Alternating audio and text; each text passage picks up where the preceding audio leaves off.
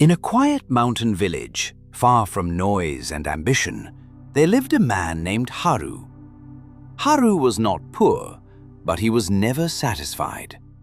Not with his work, not with his relationships, not even with himself. Every morning, Haru woke up with a tight feeling in his chest, as if something important was missing. He worked hard, saved money, planned for the future, yet peace never came. One day, Haru heard about an old Zen monk who lived near a temple hidden deep in the forest.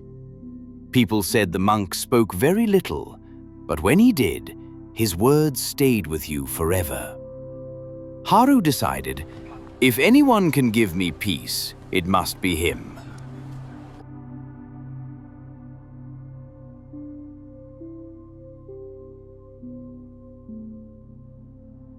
The path to the temple was long and quiet.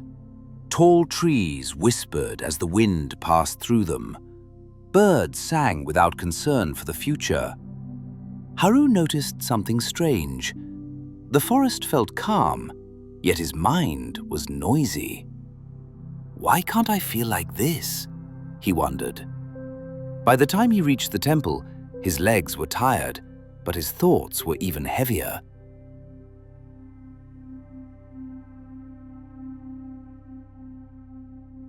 The monk was sitting outside, pouring tea into a small cup. Haru bowed deeply and said, "Master, I have come seeking peace." The monk looked at him gently and nodded. He gestured for Haru to sit. Without a word, the monk began pouring tea into Haru's cup. The tea filled, and then spilled over the edge.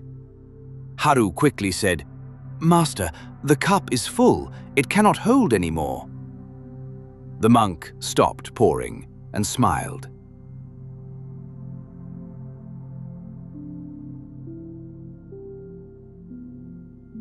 "Just like this cup," the monk said softly, "your mind is already full." Haru looked confused. "You come seeking peace," the monk continued, "but your mind is full of worries, expectations, regrets, and plans." The monk pointed to the overflowing tea.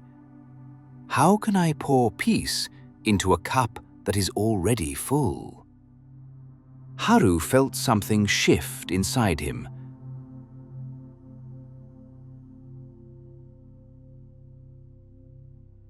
They sat in silence for a long time.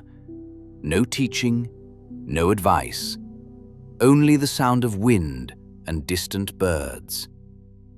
At first, Haru felt uncomfortable. His thoughts raced. Am I wasting time?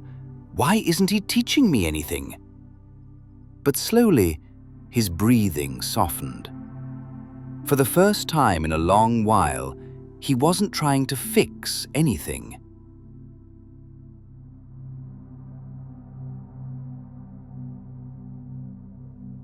After some time, the monk spoke again.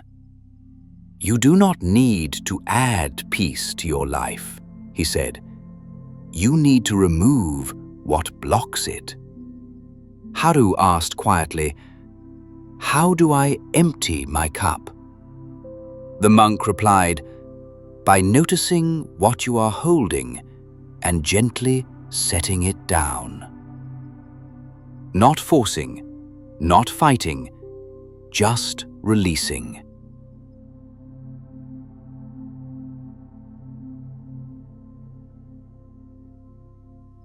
The monk instructed Haru to stay at the temple for 3 days. Each day, Haru did simple tasks: sweeping leaves, carrying water, sitting quietly. No goals, no rewards. At first, Haru felt bored, then frustrated, then calm. He noticed his thoughts came and went like clouds, and for the first time, he didn't chase them.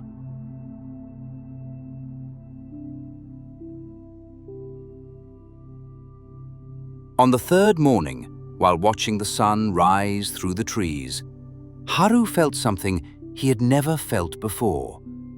Nothing special happened, and that was the miracle. No excitement, no anxiety, just presence. He realized peace was not something he needed to achieve. It was something he had been standing on all along, like the ground beneath his feet.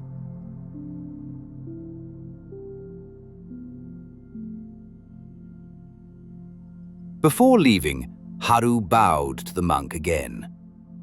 "Master," he said, "I still have problems. My life hasn't changed." The monk smiled.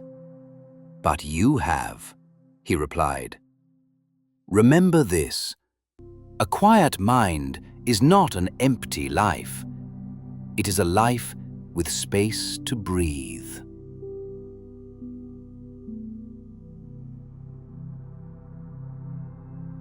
Haru returned to his village. Life was the same, work was the same, people were the same. But Haru was different. When worries came, he noticed them. When fear arose, he breathed. And whenever life felt heavy, he remembered the cup and asked himself gently, "What can I set down right now?"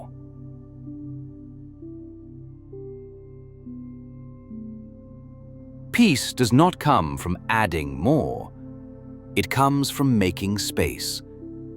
And sometimes, the greatest wisdom is learning how to empty your cup.